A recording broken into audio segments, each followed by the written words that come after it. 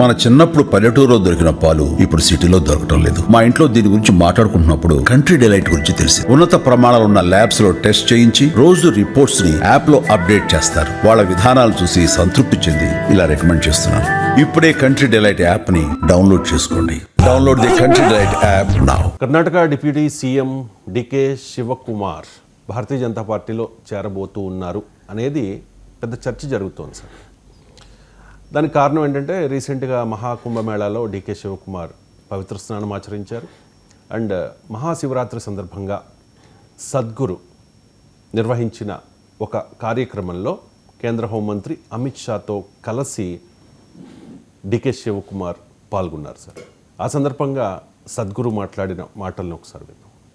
Beloved, welcome to our beloved Home Minister and many other dignitaries who are here. Namaskaram to all of you.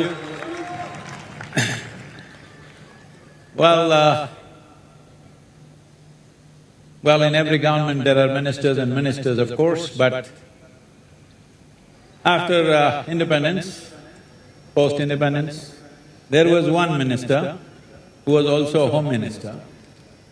Without him, the nation wouldn't have gotten consolidated. You know who I'm talking about. So, what Sardar Patel did at that time to put the nation together was one of the most significant acts post-independence. Otherwise, we wouldn't be one country.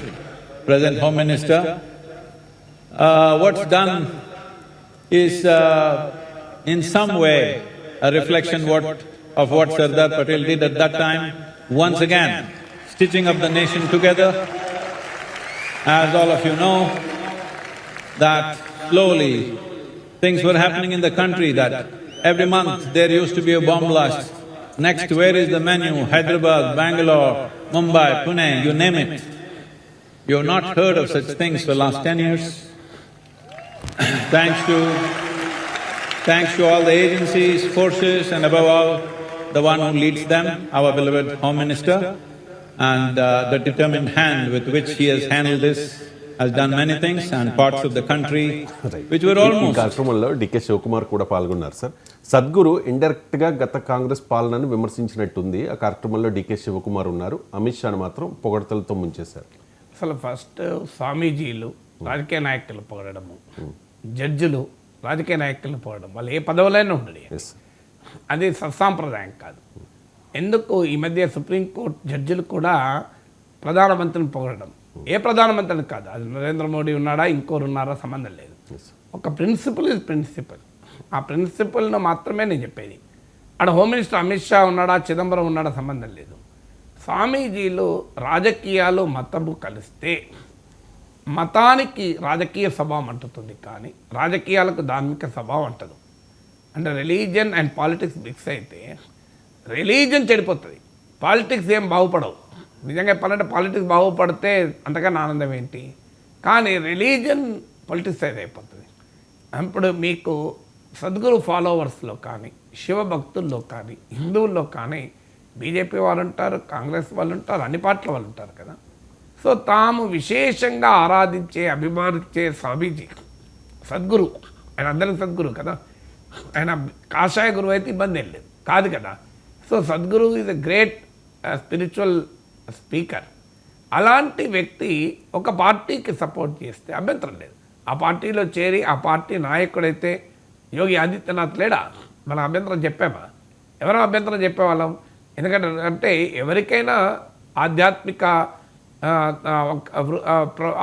కార్యక్రమాలు ఉండొచ్చు, రాజకీయ కార్యక్రమం ఉండొచ్చు, ఆ భారం లేదు. భారత రాజ్యాంగంలో ఆధ్యాత్మిక రంగంలో ఉన్న వాళ్ళు పోటీ చేయకూడదు అన్న లేదు ఎక్కడ. స్వామి అగ్నివేష్ లాంటి వాళ్ళు జీవితకాలం అంతా పేద ప్రజల కొరకు పోరాడారు. ఆయన కూడా స్వామీజీయే. ఆయన జీవితకాలం అంతా బాల కార్మికుల కొరకు పేదల కొరకు పోరాడారు. ఆయన గొప్ప ఆర్య సమాజ్ నాయకుడు. నేను ఆయనను మా తాత ఆర్య సమాజ్ ఫౌండర్ వరంగల్ జిల్లా హసన్పర్తిలో. సో మా తాతతో కూడా ఒకసారి కలిశాను, స్వామి అగ్నివేష్. ఆయన స్వామీజీ ఆర్య సమాజ్ నాయకుడు, స్పిరిచువల్ లీడర్. కానీ ఆయన ప్రతి క్షణము మానవ సేవయే మాధవ సేవ అంటూ ఎక్కడ పౌర హక్కులు ఉల్లంఘన జరిగితే, ఎక్కడ ఆదివాసుల పైన అణచివేత జరిగితే అక్కడ స్వామి అగ్నివేశ్ ఉండేవారు. సో అందువల్ల ప్రజల పక్షాన మానవ సేవే మాధవ సేవ కనుక మా భగవంతుడు సృష్టించిన జీవరాశుల పక్షాన ఉండాలి తప్ప రాజకీయ నాయకులకు పొగడడం అనేది అది సద్గురు సత్సాంప్రదాయం అని నేను అనుకోను. విత్ డ్యూ రిగార్డ్, సద్గురు పట్ల సంపూర్ణ గౌరవంతో చెప్తున్నాను. అది అందరికీ కావలసిన ఆధ్యాత్మిక గురువులు కొందరి రాజకీయ గురువులుగా మారకూడదు. అది ఎవరైనా కానివ్వండి. లేదు సద్గురువు కూడా జగ్గి వాసుదేవ్ కూడా బీజేపీలో చేరి ఆయన పార్లమెంట్కి పోటీ చేయొచ్చు, అమిత్ షాని పొగడచ్చు, ఏం అభ్యంతరం లేదు. స్టిల్ ఈ కెన్ బి ఈషా ఫౌండేషన్ నడుపుతూ కూడా ఈ కెన్ బి ఇన్ పాలిటిక్స్. కానీ పాలిటిక్స్లో లేని స్వామీజీలు ఆ గ్యాప్, ఆ డిస్టెన్స్ మెయింటైన్ చేయాలి. మీరు జడ్జిలు కూడా డిస్టెన్స్ మెయింటైన్ చేయాలి. ఎందుకంటే అది that is how the society should be run. మరి సద్గురు ఈ సత్సాంప్రదాయాన్ని ఎందుకు వదిలేశారో తెలియదు. తర్వాత నేను ఈ విషయంలో అమిత్ షానే కాదు, రాహుల్ గాంధీని పోయినా తప్పే అంటాను, ఎవరిని పోయినా తప్పే, మీరు కేసీఆర్ని పోయినా తప్పే అంటారు. రాజకీయ నాయకులు ఎవరి పొడిగినా స్వామి స్వరూపానంద అనుకుంటారు, విశాఖ శారదాపీఠం కదా స్వరూపానంద, ఆయన జగన్మోహన్ రెడ్డిని పొగిడినప్పుడు కూడా నేను తప్పన్నాను. సో ఎందుకంటే నా ప్రిన్సిపల్ ఒకటే, రాజకీయాల్లో ఉంటే నువ్వు పొగడచ్చు, ఏమని చేయొచ్చు. ఇక ఈ కార్యక్రమానికి డీకే శివకుమార్ పోవడాన్ని కాంగ్రెస్లో కొంతమంది వివాదం. దీని ఆధారంగా ఆయన బీజేపీలోకి పోతాడా అనే చర్చ పెట్టడం అర్థం లేదు. ఎందుకంటే ఆయన కర్ణాటకలో ముఖ్యమంత్రి పదవి ఆకాంక్షించాడు, ఆయన కాలేదు. 2.5 ఏళ్ల తర్వాత మారుతాడని వార్తలు వచ్చాయి, కానీ ఆ ట్రెండ్ ఏమీ తెలియడం లేదు. కర్ణాటకలో కాంగ్రెస్ను గెలిపించడంలో శివకుమార్ చాలా కీలక పాత్ర పోషించాడు. ఆయనలో అసంతృప్తి ఉన్నమాట నిజం. ఆయన పైన ఆల్రెడీ సిబిఐ ఈడీ కేసులు ఉన్నాయి. మనందరికీ తెలుసు సిబిఐ ఈడీ కేసులు ఉన్న వాళ్ళకు నెక్స్ట్ పుణ్యక్షేత్రం ఏది అంటే భారతీయ జనతా పార్టీ. అందరికీ తెలుసు కదా, అశోక్ చవాన్ మహారాష్ట్ర ఉప ముఖ్యమంత్రి, మహారాష్ట్ర మాజీ ముఖ్యమంత్రి. ఆయన పైన ఆదర్శ్ సొసైటీ, కార్గిల్ అమరవీరులకు కేటాయించాల్సిన అపార్ట్మెంట్లు ఆయన లాగేశాడు. అలాంటి వ్యక్తి ఎక్కడ తేలాడు, బీజేపీలో తేలి రాజ్యసభ సభ్యుడయ్యారు. భారతదేశంలో ఎవరిపైన సిబిఐ ఈడీ అవినీతి కేసులున్నా వాళ్ళు బీజేపీలోనే తేలుతారు. అది హేమంత్ బిశ్వ శర్మ కావచ్చు, అది సువేందు అధికారి కావచ్చు, అది అశోక్ చవాన్ కావచ్చు, ఇట్లా 100 పేర్లు చెప్పచ్చు. అందువల్ల ఈయన పైన కూడా సిబిఐ ఈడీ కేసు ఉన్నాయి కనుక బీజేపీలో చేరితే పాప నాశనం అవుతుంది కనుక వాషింగ్ పౌడర్ నిర్మా కనుక చేరుతాడు అనే వార్తలు వస్తున్నమాట నిజం. కానీ ఇప్పటివరకు డీకే శివకుమార్ అయితే ఆయన నికార్సైన కాంగ్రెస్ వాది, I'm a born Congress man, I'm a die like a Congress man అని పదే చెప్పాను. అయితే మన దేశంలో రాజకీయ నాయకులు ఎవరినైనా అనుమానం వెంటాడుతుంది కనుక అది శివకుమార్ విషయంలో ఎవరికైనా అనుమానం ఉంటుండొచ్చు. ఇక మహాకుంభలో స్నానం చేస్తే బీజేపీలో చేయడం ఏంటండి, ఇంతకన్నా అరాచకత్వమే ఉంది. మహాకుంభలో స్నానం చేసిన 66 కోట్ల మంది బీజేపీ సభ్యుల, అసలు ఇది ఎక్కడ సిద్ధాంతం నాకు అర్థం కాదు. మహాకుంభలో స్నానానికి బీజేపీకి ఏం సంబంధం? సో అంటే గంగానదిని బీజేపీ సృష్టించిందా, ప్రయాగరాజ్ని బీజేపీ సృష్టించిందా, గంగా యమున సరస్వతి త్రివేణి సంగమాన్ని బీజేపీ ఓన్ ప్రాపర్టీ అదేమన్నా? సో అదే లాజిక్ నాకు అర్థం కాదు. ఇక ఈ ఈషా ఫౌండేషన్లో జరిగిన ఈవెంట్ శివకుమార్కు బహుశా జగ్గి వాసుదేవ్ ఇలా మాట్లాడతాడని తెలియకపోవచ్చు, ఒక పాసిబిలిటీ. కానీ సాధారణంగా ఇప్పుడే కాదు, సద్గురు చాలా కాలంగా, సద్గురే కాదు చాలామంది ఇలాంటి వాళ్ళు, శ్రీ రవిశంకర్ ఇలాంటి వాళ్ళు చాలామంది భారతీయ జనతా పార్టీ అధికారంలోకి వచ్చినప్పటి నుంచి బీజేపీ పట్ల, మోడీ పట్ల, హిందుత్వ పాలిటిక్స్ పట్ల స్పష్టంగా తమ అనుకూలతను వ్యక్తం చేస్తూనే ఉన్నారు. ఇదే కొత్త కాదు కదా. అందువల్ల డీకే శివకుమార్ చూడాలి, అమిత్ షా వస్తున్నాడు, జగ్గి వాసుదేవ్ బ్యాక్గ్రౌండ్, ఆయన గతంలో చేసిన వ్యాఖ్యలు ఇవన్నీ తెలిసి ఉంటే ఇది వివాదం అయితే అని అంచనా ఉండాలి. కానీ రాజకీయ నాయకులు ఏం చేస్తారంటే ఎక్కడ జనం ఉంటే అక్కడికి వెళ్తారు. ఎందుకంటే జగ్గి వాసుదేవ్కి లక్షల మంది ఫాలోవర్స్ ఉన్నారు, మామూలు స్వామీజీ కాదు కదా. ఇది వండర్ఫుల్ స్పీకర్, దాంట్లో డౌటే లేదు. మీరు జగ్గి వాసుదేవ్ ఇంటర్వ్యూలు చూడండి, very wonderful speaker.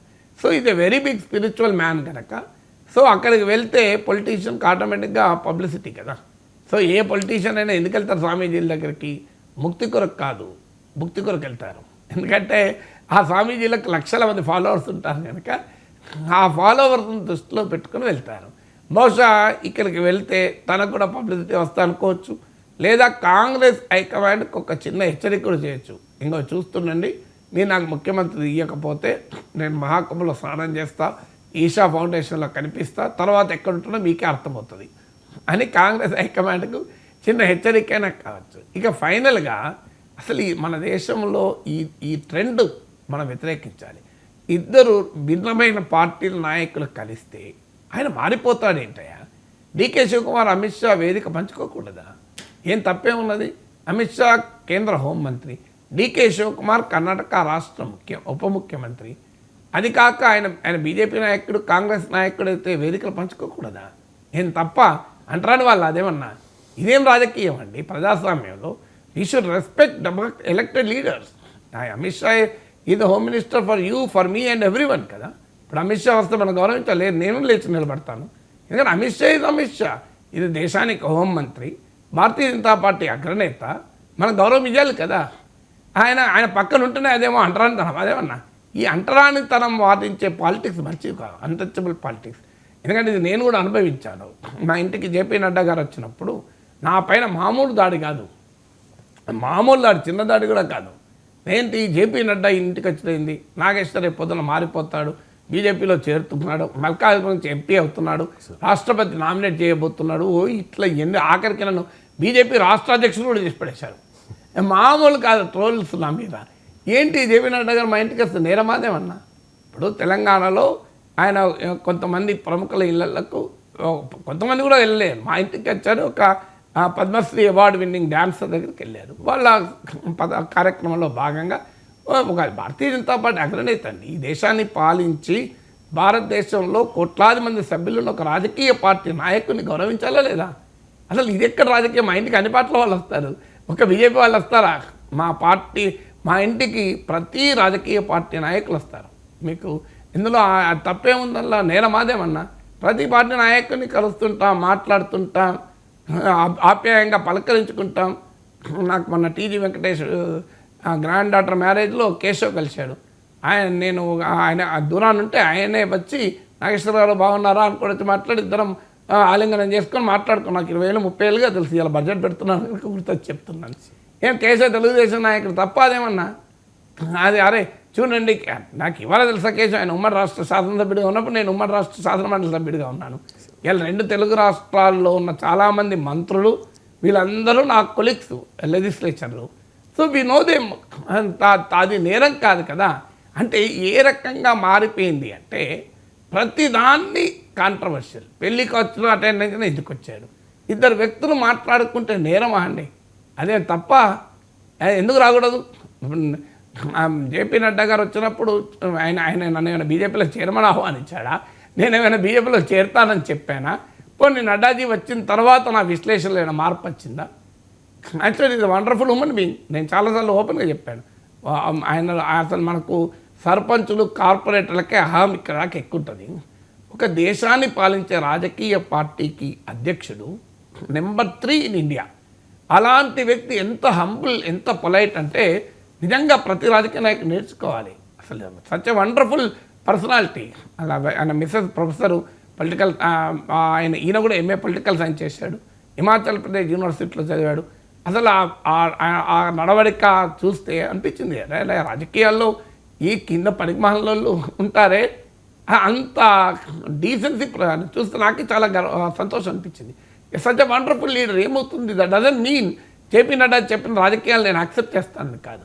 As an individual I respect him, as an individual he respected me. So what is wrong in it? వ్యక్తులుగా మనం అంత అసహించుకోవాలి ఒకరికొకరు. సో ఇది ఎక్కడి దాకా పోతుంది ఇది? సో ఈ ధోరణి మంచిది కాదు రాజకీయాల్లో. ఎవరైనా మనం రాజకీయాల్లో శత్రువులు ఉండరు, ప్రత్యర్థులు మాత్రమే ఉంటారు. అందువల్ల డీకే శివకుమార్ అమిత్ షా కలిస్తే అదేదో చేయకూడని నేరము అంటరానితనం అనుకుంటే చాలా పొరపాటు. అయినను డీకే శివకుమార్ బీజేపీలోకి వెళ్ళడం అది నేను చెప్పలేను. ఇది కానీ జగీవార్దేవ్ వేదిక పైన ఉండడము, మహాకుంభలో స్నానం చేయడము, అమిత్ షాతో వేదిక పంచుకోవడం తప్పైతే కాదు, నేరమైతే కాదు. అది బీజేపీలో చేరడానికి లింక్ ఉందో లేదో మనకు తర్వాత తెలుస్తుంది. బట్ నేరం కాదు, వాస్తవంగా దేశంలో కలవాలి కూడా. ఇదే కాదు, ప్రణబ్ ముఖర్జీ ఆర్ఎస్ఎస్ మీటింగ్కి వెళ్ళినప్పుడు ఇదే చెప్పాను. అయితే ఆయన జీవితం అంతా ఆర్ఎస్ఎస్ను వ్యతిరేకించాడు, కాంగ్రెస్ నాయకుడిగా ఉన్నాడు. ఆర్ఎస్ఎస్ వేదిక మీదకి పిలిచినప్పుడు ఆయన మాటల్లో తేడా ఉంటే మనం ప్రశ్నించాలి తప్ప ఆ పోవడం తప్పని నేను అన్నాను. ఇప్పుడు నేను డీకే అరుణ బీజేపీ ఉపాధ్యక్షురాలు కదా, ఆమె మద్య నిషేధం పైన ధర్నా చేసి ఇందిరా పార్క్లో నన్ను ఆహ్వానించింది. నేను వెళ్ళి రాజాసింగ్ బీజేపీ చాలా పాపులర్ లీడర్ కదా, సెన్సేషనల్ స్టేట్మెంట్లు ఇస్తుంటాడు, చాలాసార్లు కేసులు కూడా అవుతాయి. అదే రాజాసింగ్ పక్కన 40 నిమిషాలు కూర్చున్నాను, 45 మినిట్స్ కూర్చొని ఆ మీటింగ్లో పాల్గొని మాట్లాడి వచ్చాను. డీకే అరుణ ఆహ్వానం మీకు. నేను బీజేపీ అయిపోయానా?